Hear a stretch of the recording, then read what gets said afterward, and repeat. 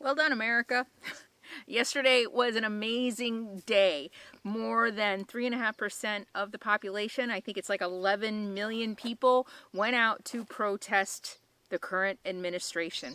They went out to say, no, we will not be taken over by oligarchs and fascists and dictators. And no, it is not okay to rip families apart and send masked, armed men into the streets, knocking on doors, ripping families apart, sending anybody and everybody into these gulags in foreign countries. No, this is not okay. And no, it is not okay that you started a trade war with half the world or the entire world with your ridiculous, childish temper tantrums and your tariffs. And no, it is not okay that you want to turn the military on peaceful protesters and United States citizens. And no, it is not okay that you give all of these perks and tax cuts to the ultra wealthy while threatening to cut Medicare and Social Security.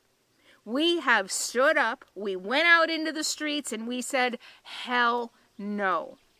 Congratulations. So, in case you didn't catch it, I'm Carolyn. This is my political channel called As I See It.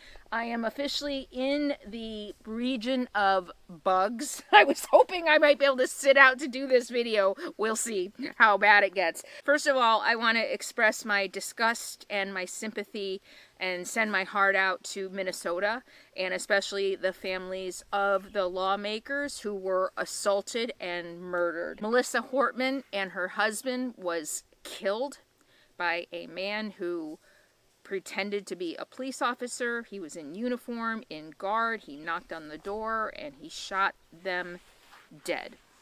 They didn't die right away, but they died eventually. And then Senator John Hoffman, who was injured. I think his wife was also injured. This guy is a registered Republican. He had a hit list of Democratic lawmakers and abortion providers, and he was going to go down that list posing as a police officer and assassinate Democratic lawmakers. He is still at large. I just saw that there's like a $50,000 reward the FBI has put out. Wow, that's kind of surprising. Actually, now that I think about it, the FBI has put out a reward, and they did pick up his wife this morning at a traffic stop with guns, cash, passports, and a bunch of family members in the car. So, yeah. So they're all trying to escape. And I think it is sad state in America where we have one party who can't handle any opposition at all. They literally have to erase them, wipe them out, because they cannot, they're so emotionally unintelligent and immature and broken. They can't handle any opposition.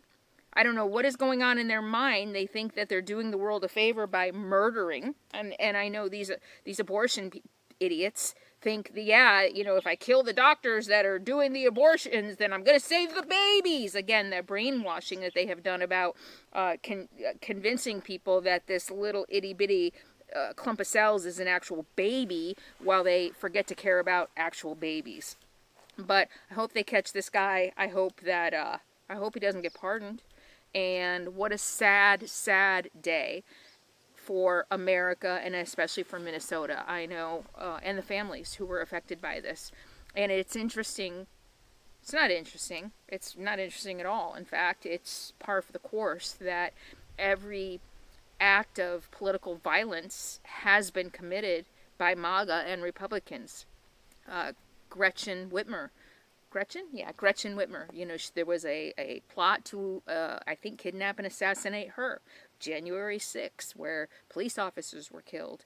And on the other side of that, we had 11 million protesters in the streets yesterday. Peaceful. I don't know of any arrests. I don't know of any violence. The only arrest I heard of was a Proud Boy was arrested for trying to incite violence, and a couple Republican MAGAs drove into the crowd. Somebody else did. So it was all, what the fuck is wrong with MAGA? What the fuck is wrong with you? What the actual fuck is wrong with you? And the only arrests were people trying to incite violence. But we on the right side of history, we on the right side of humanity and empathy and care and concern about our fellow human beings, we who are on the right side of democracy, we're peaceful. Congratulations. Congratulations for being out there. And if you couldn't be out there, congratulations for being one of the millions, of having a voice that is inspiring Americans to wake up and hit the streets. And that is what we need.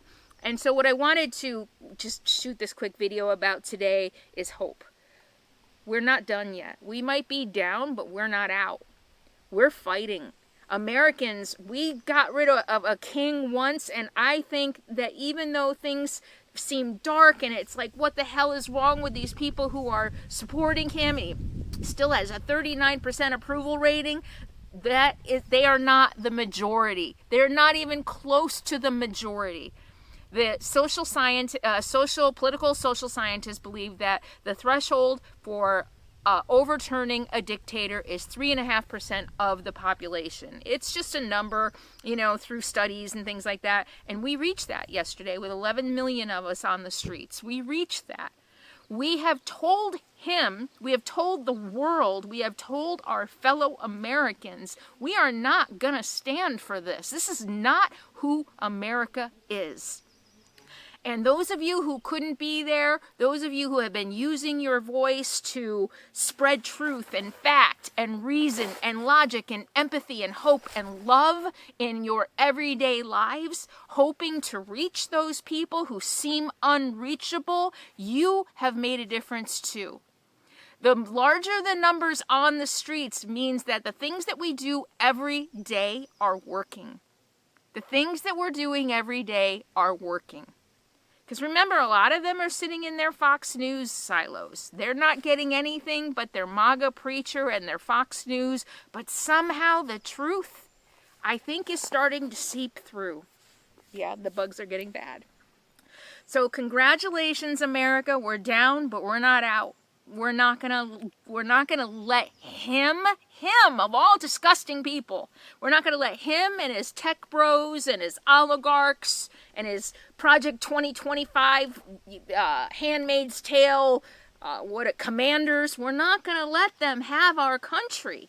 They are not the people. This is who America is.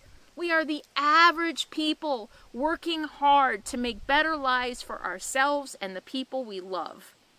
And it's the rich people, it's the crazy people, it's the ones who already have everything but who aren't satisfied. They want it all. And a lot of them are mentally ill. They're crazy. They're mentally ill. This is not normal behavior, what we're seeing in our government right now. It is deeply toxic, narcissistic, sociopathic behavior. And we, the people, stood up peacefully, I'm so proud of us, and said no. So like I told you in several of my recent videos, I am really being very careful and mindful about what I'm letting into my world and trying to practice self-care. And let me share this with you. When things went down in LA, I got back. Look at the mosquitoes. I even have spray on. When things went down in LA last week, I got sucked back into the news cycle. And I gotta tell you, it is doom and gloom. Doom and gloom. We're done. We're finished. We're a dictatorship. And we are. I believe that we are. We're not there yet. The courts are still holding up. And more importantly, the people are speaking out and saying no.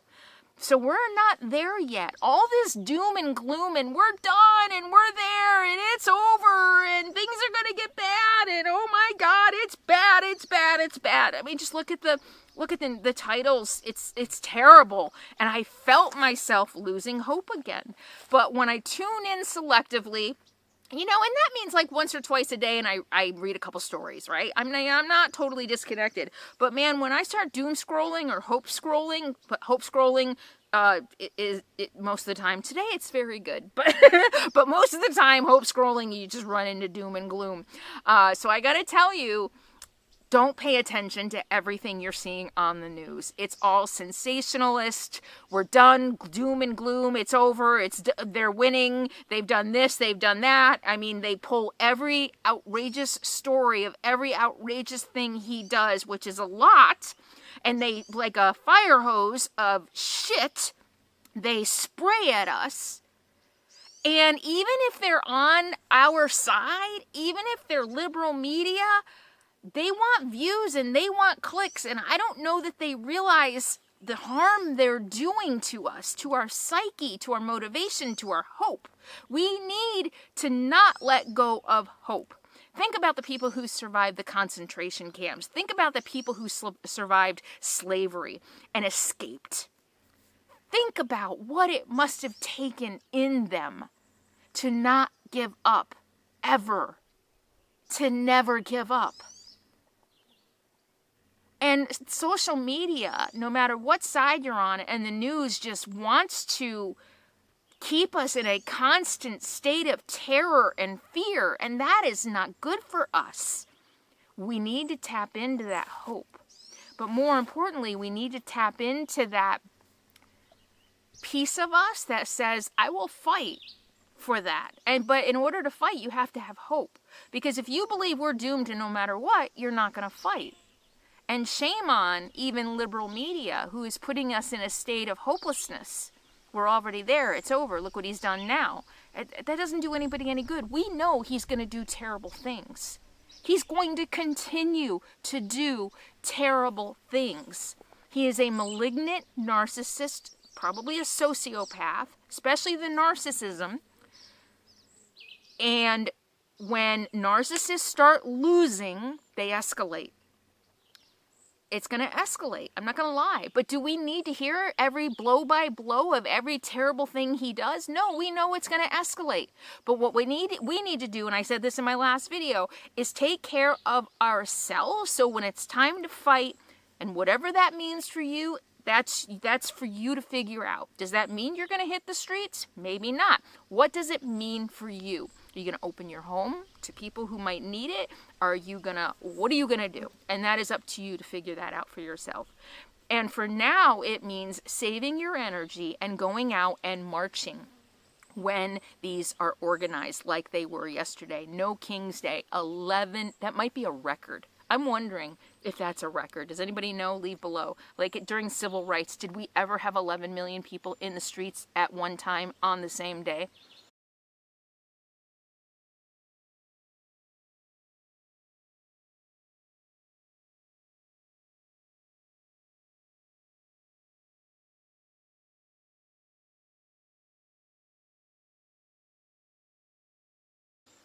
Amazing. We're not done.